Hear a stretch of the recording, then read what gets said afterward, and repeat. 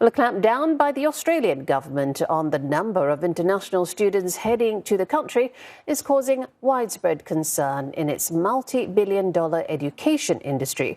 While it's part of a move to reduce annual migrant numbers, critics say it will tarnish Australia's reputation and hit the education industry financially as students take their business elsewhere. Roger Maynard reports. It's a welcome day at Sydney University, and overseas students are getting to know their way around. Those who've succeeded in winning a place at one of Australia's most prestigious academic institutions have already had to clear numerous financial and educational hurdles to get here. But for those who follow, the going is about to get even harder. Applying to gain a visa to study at one of the country's universities and colleges will now cost $1,600 Australian dollars, or about $1,000 US. That's a rise of 125% from the previous 710 Australian dollars. And there's no refund if you're rejected. Other visa measures in the past year to reduce arrivals, including the latest controversial proposal to cap the number of overseas students, have sent shockwaves through the education industry and the student movement, who believe they're being unfairly blamed for Australia's current housing crisis. Raghan Matani, a marketing major from India, fears he's not welcome anymore. How is international student to be blamed in all these? Like, we international students, we come over here with a hope, with an understanding that we'll come over here, and plus we are bringing that much cash, that much money to the economy. We contribute significant amount. The only thing we ask in return is protect us, protect our rights. But instead of that, arguing with us and then putting us in a situation where we ourselves are doubting, like, are we welcomed in the country? It's a perception that risks deterring thousands of overseas students from coming to Australia.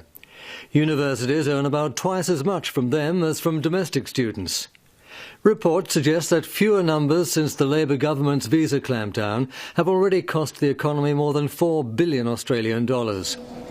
Wei Hong Liang of Sydney University's Postgraduate Representative Association believes overseas students can no longer have faith in government policy when it comes to the education sector. My feeling is this not a behaviour we imagine the Australian government can do. It's really low. The crux of the crisis is a major housing shortage, which the government partly blames on overseas student numbers. Such a view plays well in the electorate and is supported by the opposition, but the facts suggest otherwise. It does make sense for the government to have a managed migration program, but I'd say that that's wrongly applied to international students if they're treated as migrants. These are people not coming as permanent migrants.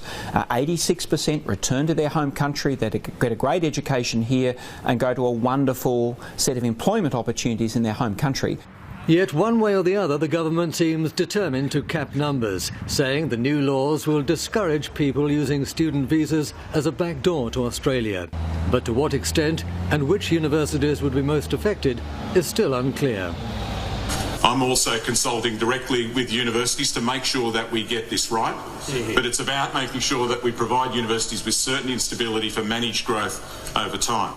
The real risk of these changes in the government's international student policy is that it could produce a two-tier education system, with smaller colleges and universities being penalised while the larger ones remain relatively unscathed. We're in the middle of these debates at the moment. There's no doubt that the door is open for next year, but how that affects the relativities between universities is still being resolved. So if a student would like to come and study with us, there should be no barrier studying here as opposed to other great universities. And if we did get a divide in the sector, we believe that would harm students across the board. So we will fight hard against it. In 2023, international education contributed nearly 48 billion Australian dollars, or 23 billion US, to the economy. The fear is that with these changes, confidence in the sector could be undermined and its highly regarded international reputation for quality and accessibility put at risk. Roger Maynard, CNA, Sydney.